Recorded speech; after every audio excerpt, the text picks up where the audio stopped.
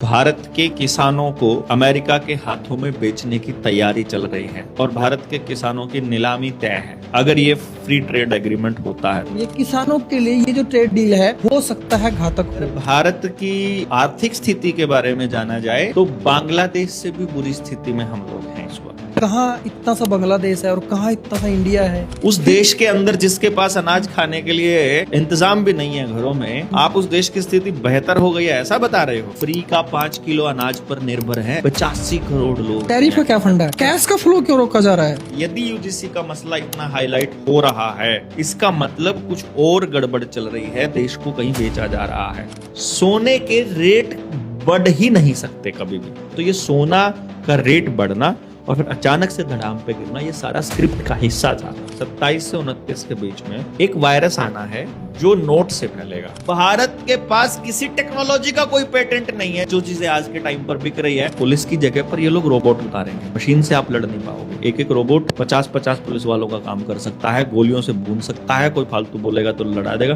तो आदमी को जो सबसे बड़ा खतरा आने वाले टाइम में है वो AI से है, रोबोट से है, CCTV कैमरे से है, इंटरनेट से है, 5G से है, लाईफाई से है। नेता प्रतिपक्ष राहुल गांधी तक को बोलने नहीं दिया जा रहा है। जब आपका प्रतिनिधि बोल नहीं सकता, आप प्रतिनिधि चुन नहीं सकते, आप अपनी मर्जी से रोजगार नहीं पा सकते, क्या कसर रह गई बताइए? आपकी क्या व्यवस्था है? कंपनी भारत सरकार क्यों नहीं बना सकती? वो खाद भारत की सरकार क्यों नहीं बना सकती? डॉक्टर साहब मैं ना आपके साथ बैठ के बातें करना मेरे को अब दिमाग से ना पागल वाला सिस्टम होने लगा, क्योंकि आप डायरेक्ट बात वहीं लेके जाते हो। किसान कर्जे मर रहा है, उसके लिए कोई मतलब इतनी बड़ी चीजें नहीं है कि भाई वो किसानों की आर्थिक स्थिति सुधर जाए। अफीम तो निकल आए आपके खेत में या फिर कोई नशे का पदार्थ निकल जाए तो वो तो किसान का है, और अगर सोना निकल जाए तो वो सरकार का है।